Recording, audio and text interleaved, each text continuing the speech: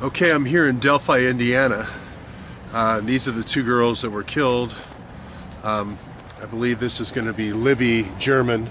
I believe that's Abby Williams. That's a picture of the suspect. And I'll tell you why I'm here. It's not because of anything other than metadata. To me, he looked like a finder.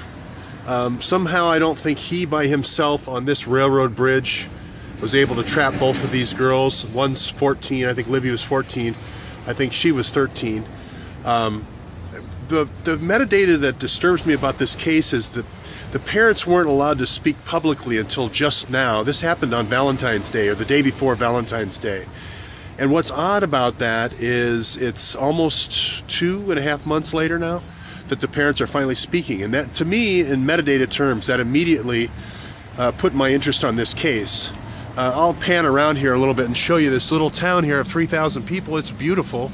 It's a beautiful little town, old, not too far from Lafayette, Indiana. It's probably 30 miles or so from Lafayette, which is Purdue University. A lot of very intellectual folks here close by.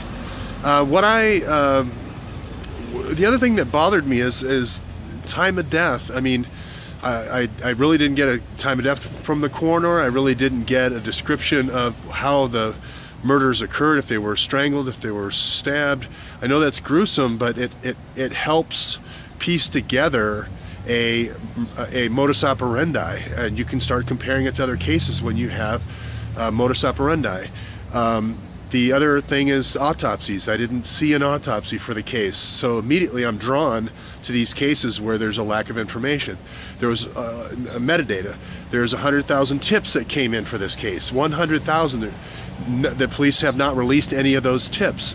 I believe the police should start releasing the top 100 tips in their opinion to the internet every week, or every day for that matter, because more people all over the world would be able to work on this case. The same thing is true for the $225,000 people donated to help solve the case. As you can see, the FBI is involved in the case, so I believe the FBI should also publish footprint metrics, any of the footprints of the folks that were involved, publish significant metadata about what happened at the case, and let the internet help figure it out. I've seen a lot of cases where by crowdsourcing the intelligence, our case right here, and our own case, you can solve a lot of crimes. So I'm going to go in to the local bar here, which is called the Brick and Mortar. This is what I normally do when I come into town, is I start asking the locals. I usually go to a bar, start asking questions, and I'm going to ask those same questions that I just asked here on this tape. Does anybody know the answer to these questions? And then I'm going to go to the crime scene.